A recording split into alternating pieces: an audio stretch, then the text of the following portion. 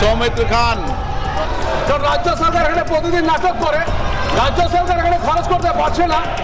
समान रूप से विकास हो और जब तक सभी राज्य विकसित नहीं होंगे, हर क्षेत्र विकसित नहीं होगा, तब तक हम विकसित भारत की कल्पना नहीं कर सकते।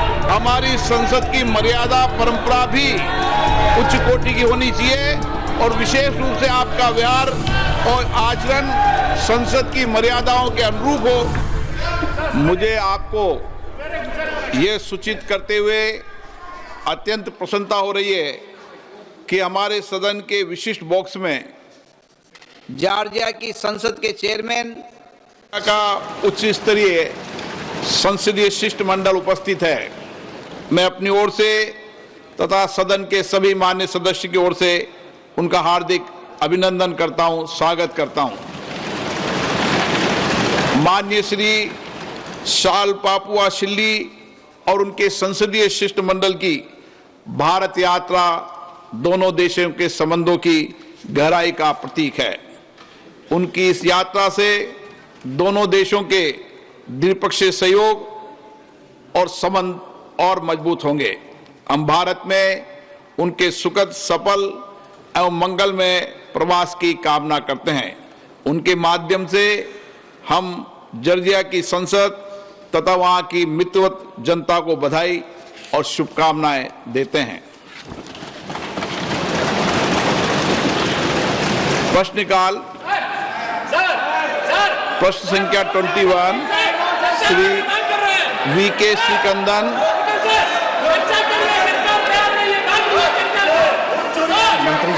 माननीय मंत्री जी, एक विवरण सभा पटल पर रख दिया गया।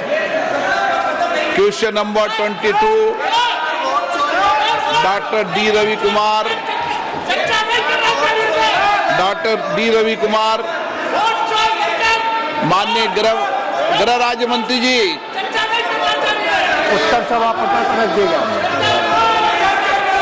क्वेश्चन नंबर 23 डॉक्टर कडियम काव्य। माननीय कृषि मंत्री जी। अध्यक्ष महोदय, एक विवरण सभा पटल पर रख दिया गया है।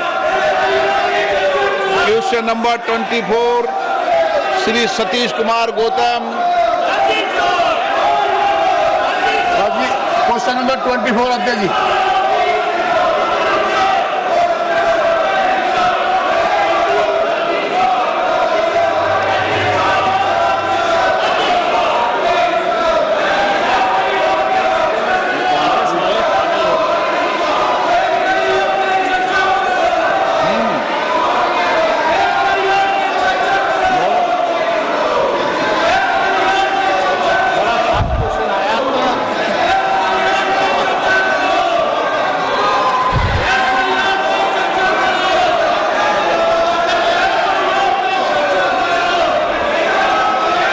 सदन के पटल पे रखा है। माननीय अध्यक्ष जी, मैं आपके माध्यम से माननीय मंत्री जी से पूछना चाहता हूं, वर्तमान में उत्तर प्रदेश सरकार में सहकारिता क्षेत्र में मजबूत करने के लिए अनेक कदम उठाए गए हैं, जा रहे हैं। इसी क्रम में BBSL SSL के माध्यम से विभिन्न बीजों पर क्या काम चल रहा है? माननीय अध्यक्ष महोदय, हम सबको पता है कि देश में तकरीबन 8 लाख सहकारी संस्थाएं हैं और देश में उससे सीधे 30 करोड़ लोग सदस्य के तौर पर इस सहकारी संस्था से जुड़े हुए हैं। आज इस देश की 50% से ज़्यादा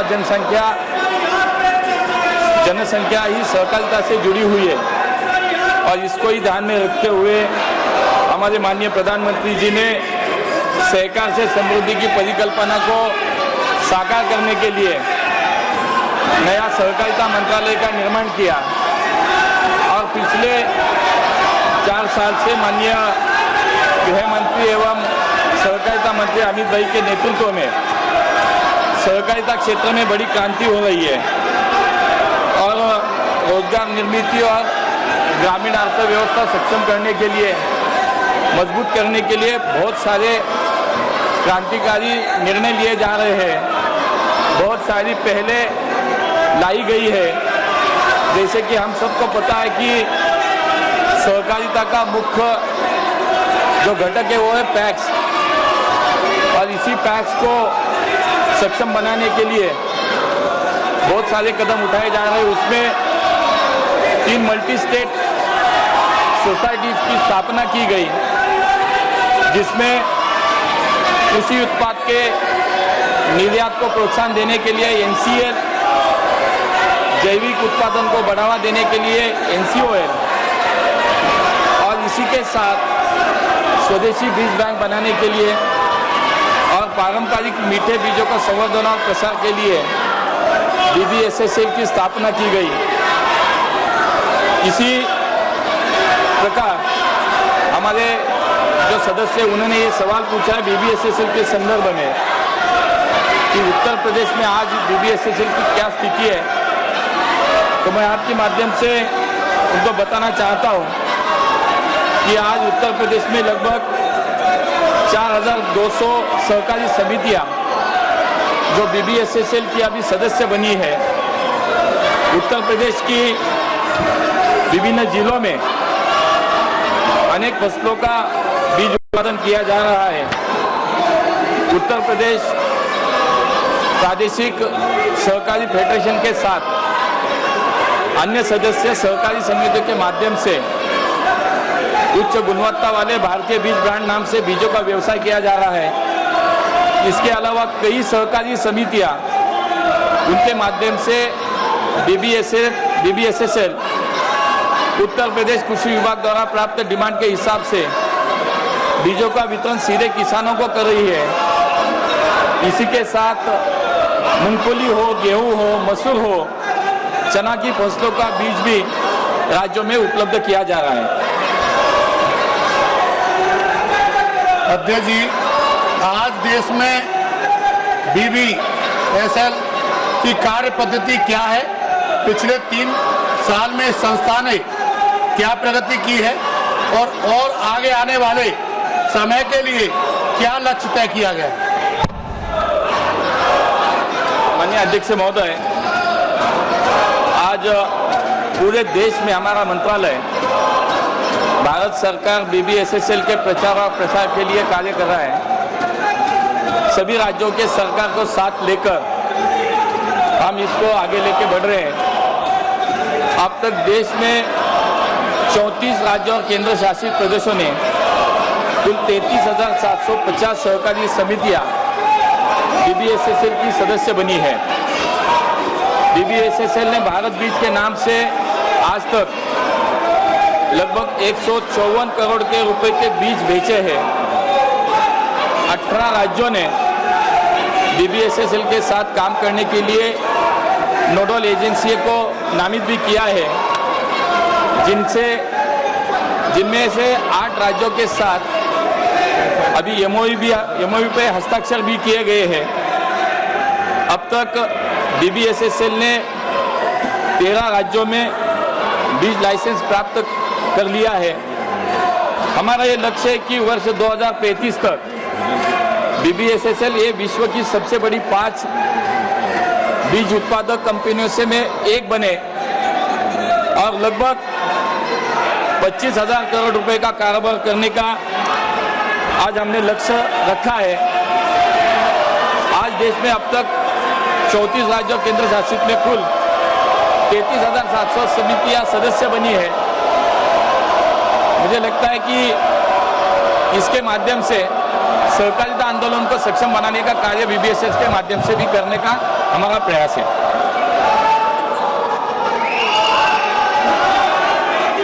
सौमित्र खान।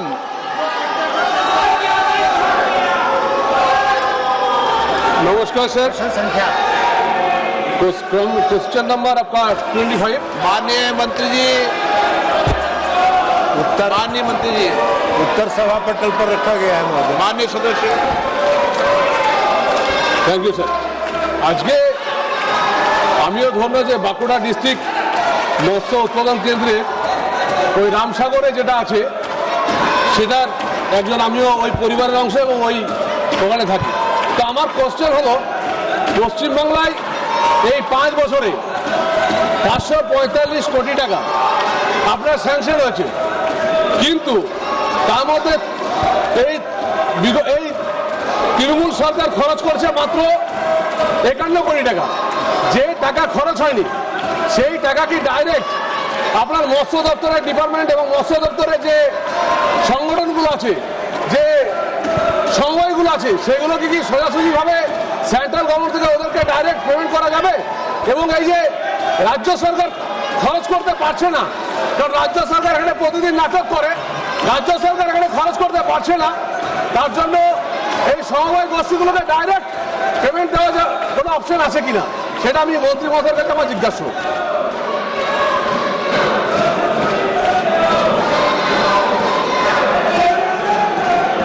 সেটা আমার জিজ্ঞাসা, ডাইরেক্ট সমবায় সমিতিগুলোকে রাজ্য সরকার পেমেন্ট করতে পারবেন কিনা।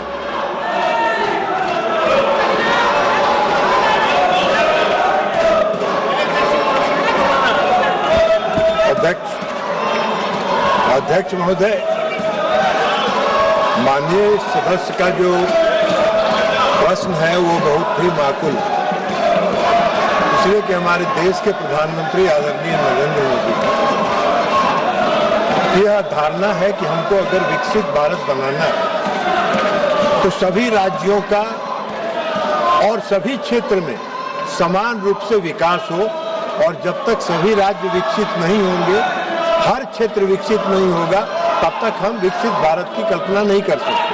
और इसी उद्देश्य को ध्यान में रख के आदरणीय प्रधानमंत्री नरेंद्र मोदी जी इस योजना को मत्स्य पालन के क्षेत्र में जो उन्होंने प्रधानमंत्री मत्स्य संपदा योजना प्रारंभ किया, उसने पूरे देश में मछली के उत्पादन में एक क्रांति लाने का काम किया। लेकिन दुख की बात यह है कि पश्चिम बंगाल की सरकार ने इसमें कोई सहयोग नहीं किया। अध्यक्ष महोदय, मुझे आपको बताना है कि 2 वर्षों तक 2020-21 और 2021-22 इन 2 वर्षों में राज्य सरकार ने प्रधानमंत्री मत्स्य संपदा योजना को स्वीकार नहीं किया। 22-23 से उन्होंने स्वीकार किया। केंद्र सरकार ने पश्चिम बंगाल में जो प्रधानमंत्री मत्स्य संपदा योजना में खर्च का लक्ष्य रखा था 910 करोड़ रुपए, और उसके एवज में जब 22-23 से शुरू किया भाग लेना पश्चिम बंगाल सरकार ने, तो मात्र 221 करोड़ रुपए का ही प्रस्ताव वहां से प्राप्त हुआ, जिसमें आज तक जो राशि आवंटित की गई है केंद्रीय शेयर की 221 करोड़ रुपए, उसमें मात्र 114 करोड़ रुपया अब तक जारी किया है 221 करोड़ में, और मात्र 58.51 करोड़ पश्चिम बंगाल की सरकार ने खर्च किया है।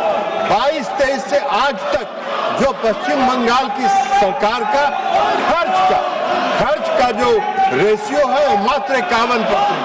अब अगर राज्य सरकार सहयोग नहीं करेगी तो फिर केंद्र सरकार कहीं पर नहीं।